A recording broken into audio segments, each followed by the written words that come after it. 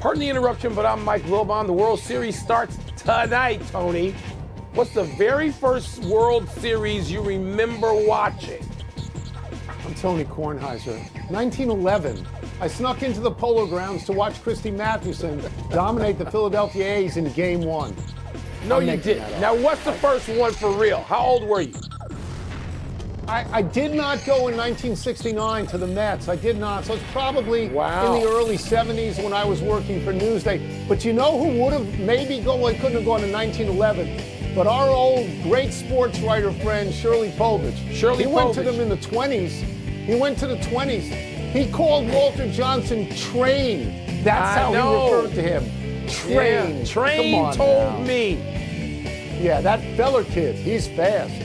Welcome to PTI, boys and girls. In today's episode, the Vikings lose again, the Nuggets can't shoot, and we've got several big games in college football this weekend. But we begin today with the World Series. Game 1 is tonight. Jack Flaherty will start for the Dodgers. Garrett Cole will start for the Yankees. This is Dodgers-Yankees. This is the best baseball has and always has had. Reggie Jackson called the Dodgers and Yankees, quote, part of the American fabric, unquote. Wilbon, which team are you leaning towards? Tony, I probably ought to get over my obsession with starting pitching and an old man's sense of which teams should be favored and why. And all of our lives, you and I, we have covered World Series, plural. It's always started with starting pitching. Even in the 90s and the aughts, it started with starting pitching. I mean, even in the prime of our baseball writing lives with Clemens and Maddox, it was starting pitching. I probably should get over it, but I can't. So I look at Garrett Cole and Carlos Rodon, and while they're not Koufax and Drysdale, the Yankees have them, and so the Yankees also have just, literally a 1927 styled lineup. Well, they can go out and just bash the ball, even against good pitching. Yep.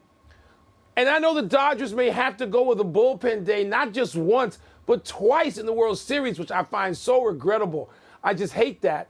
But I can't move away from Cole and Rodon, and so I guess that means I'm going with the Yankees. I'm giving them that edge, and they're starting pitching. I'm not going to track over everything you said because I agree with it. And I favor the Yankees for the same reason in pitching that you do. I'm very excited about this series. As you know, on this show, from the time the playoffs started, I said I want the Dodgers-Yankees. I want the Dodgers-Yankees because of Shohei Ohtani and Aaron Judge and the possibility of seeing them for 7 games. The possibility to see how they're going to be pitched to and the possibility to see if they enhance their reputations on a stage like this.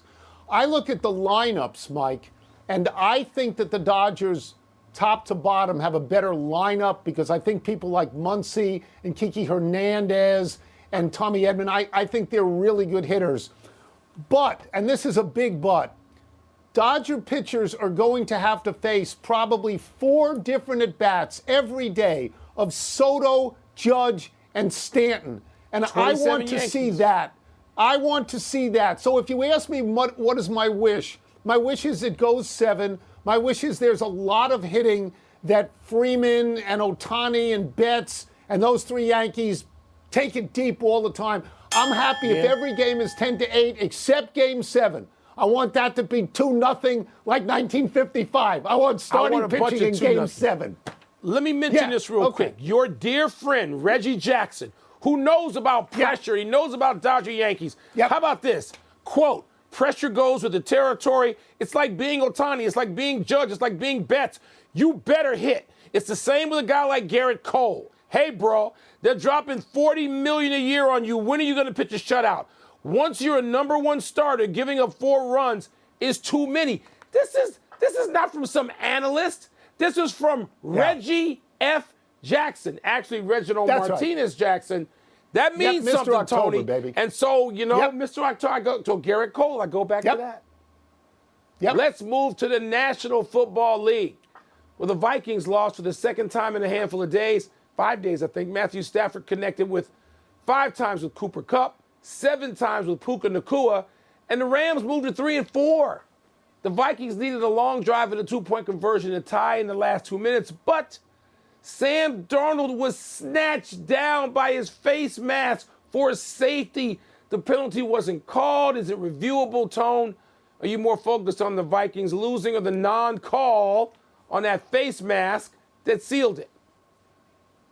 It's the call or the non-call. You can't have that. I understand officials missing it. They didn't see it. I understand that.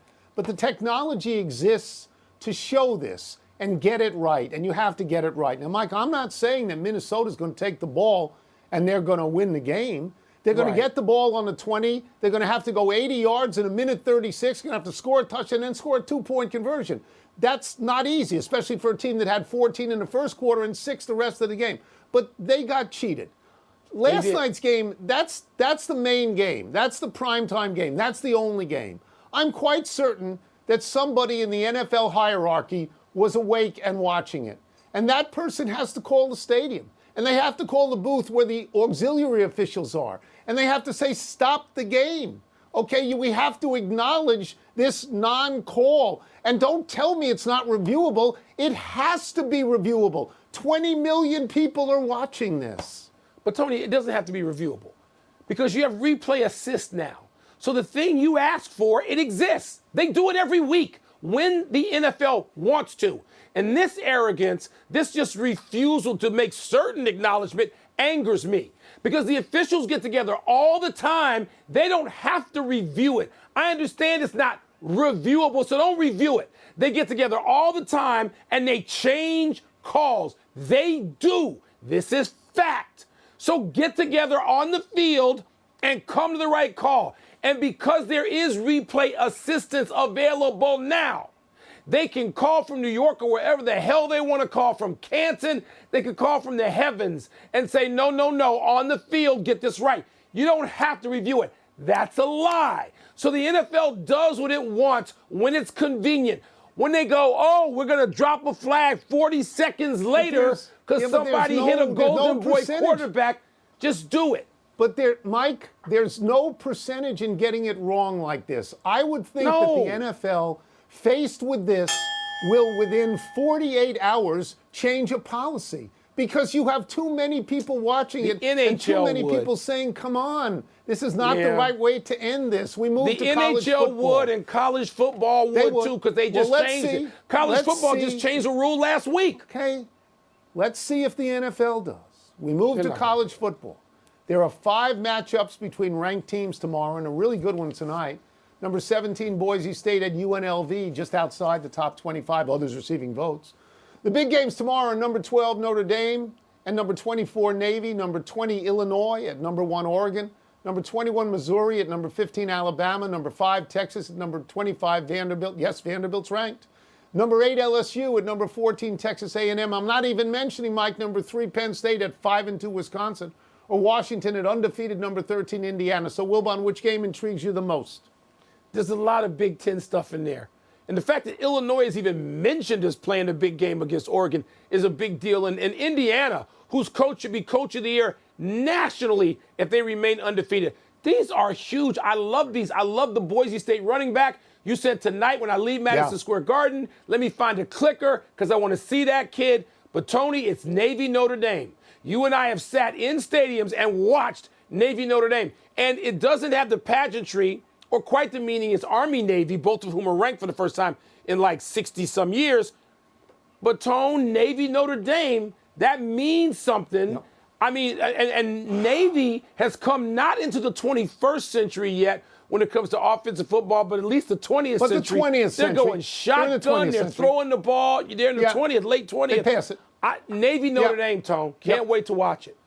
So this angers me more than you can imagine. I was sure you'd pick a Big Ten game, and all of my notes say the same thing, that if I am honest, I'm going to say it's Navy Notre Dame. Because Navy Notre Dame is at Giant Stadium, and as you say, both Navy and Army are unbeaten.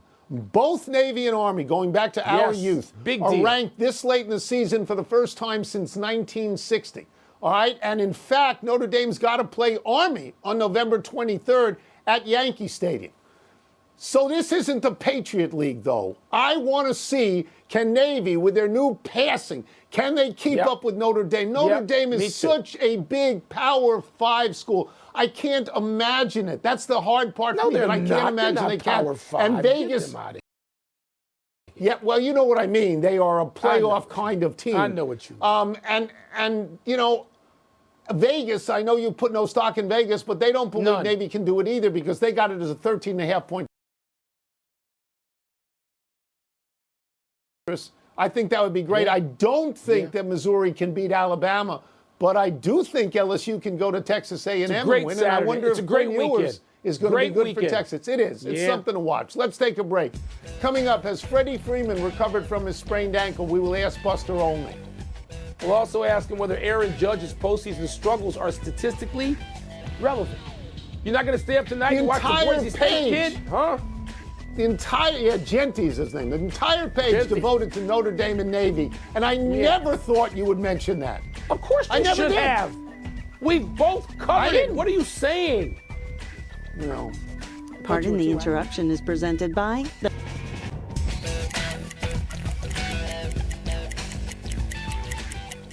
In a story we broke in our first segment, the World Series begins tonight, which makes it a perfect time for a return visit from ESPN senior writer Buster Olney, who's in L.A. and is an ice cream savant and a bagel maker, Wilbon, which you would know if you listen to the podcast. Let's start with this. There are 5 players who have won MVP in this series, and by the way, not all of them for the teams they're playing for now, including Freddie Freeman, who has been limited by a sprained ankle. What do we know, Buster, about Freeman's health right now? Yeah, Tony, before I came on with you, I checked with Dodger sources about his ankle, and the response I got was Freddie's in a good place. They feel like he's good to go. He's benefited from the days off leading up to this World Series. But remember, at the time he got hurt in late September, he told reporters that he was told by doctors, look, you need 4 to 6 weeks, and he was back on the field in a week. I think as this World Series plays out, they're going to evaluate it day to day. Dave Roberts, their manager, will talk to Freddie. If he has a setback, then they'll take him out of the lineup as they did during the National League Championship Series. And look, Freddie Freeman is probably his toughest critic when it comes to how he performs. I think the big question is, can he do more offensively than he did against the Mets and before that when he had just 7 singles? Well, Buster, another one of those MVPs, Aaron Judge, as you know, is hitting just 161 this postseason and 203 in his postseason career. My question is, okay, we know what the numbers are. Buster, are they significant? Michael, I think they're totally irrelevant at this point because you know what? The Yankees got to the World Series. That's what matters most. Now, what completely matters will be what he does in the World Series. Look, Derek Jeter's walking around here right now. He's someone whose legacy was built on the World Series success. Same thing with Yankee greats before him, Mickey Mantle and Joe DiMaggio and Babe Ruth. I think it is going to matter a lot how Judge plays in this World Series. And I will say, as the Yankees were advancing, you got the sense that he was getting more comfortable, maybe putting less pressure on himself in the playoffs leading up to the World Series. All right, let's broaden this out a little bit and get off individuals and go to team. Buster, where do you see each team having an advantage, if there is such a thing, over the other, and does that determine which way you're leaning? Yeah, so I think the Yankees have a clear advantage in starting pitching. Look, the Dodgers have just 3 healthy starting pitchers. The Yankees, on the other hand, have a bunch of starters who are stretched out. Garrett Cole and Clark Schmidt and Carlos Rodon. Of course, they haven't faced a lineup as deep or as good as the Dodgers have.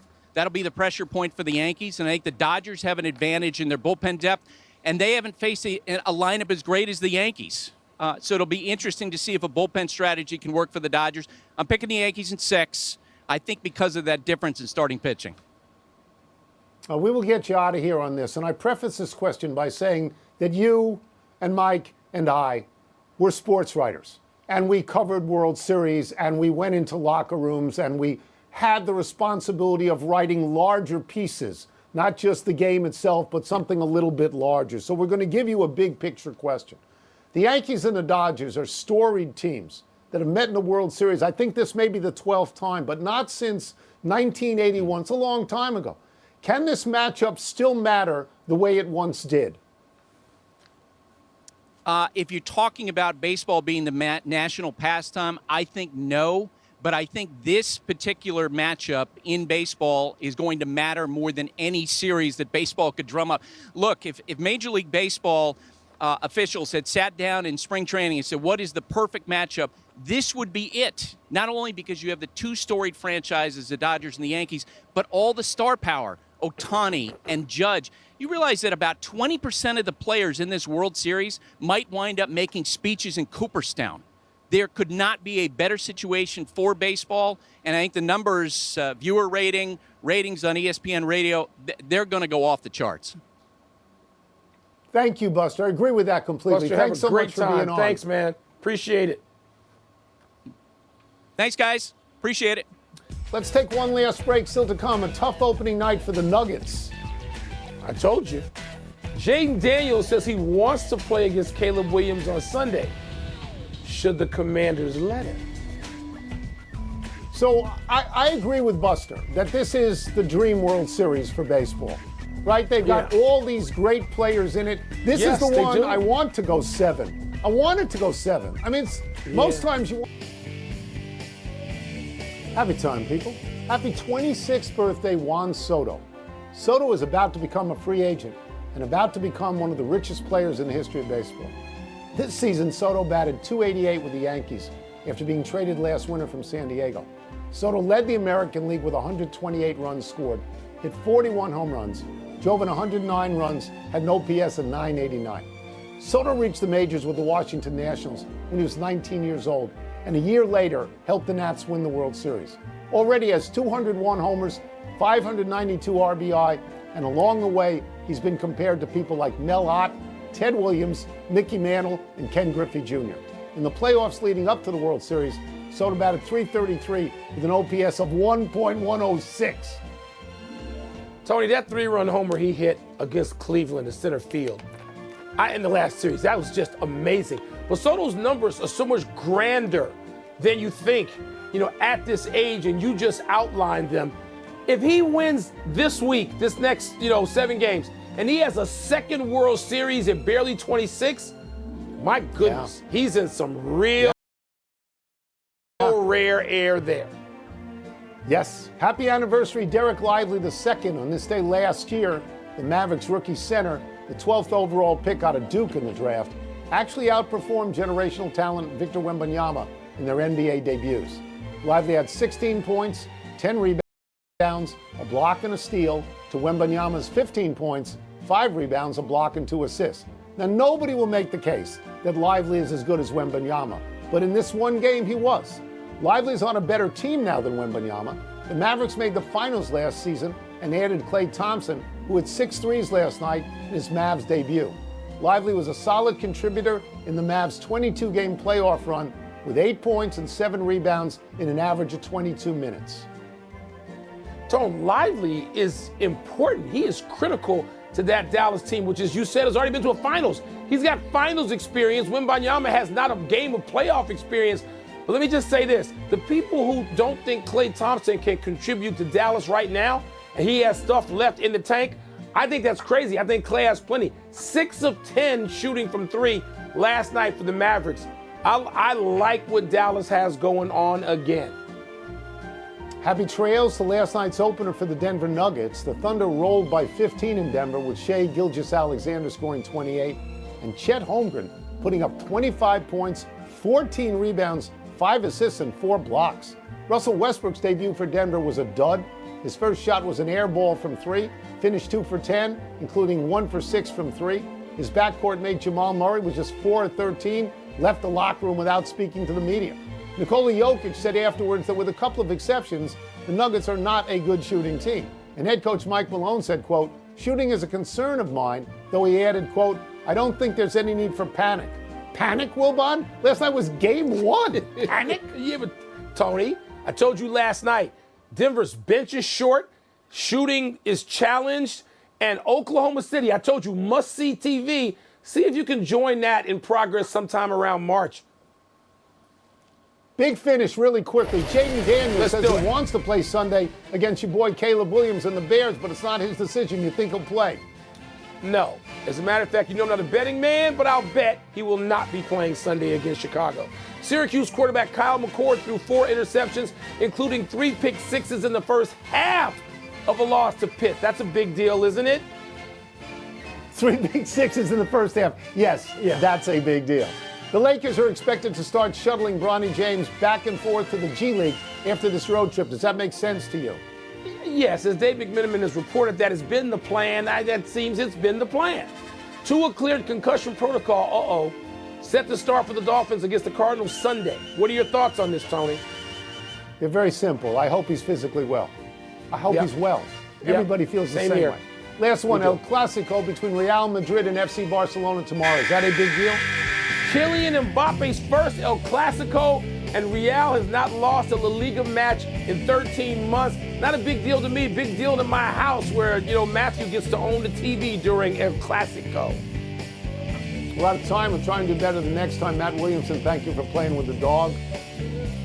I'm Mike Wilbon. Have a great weekend, Knuckleheads. You can get the podcast on the app or Apple Podcasts. And now, your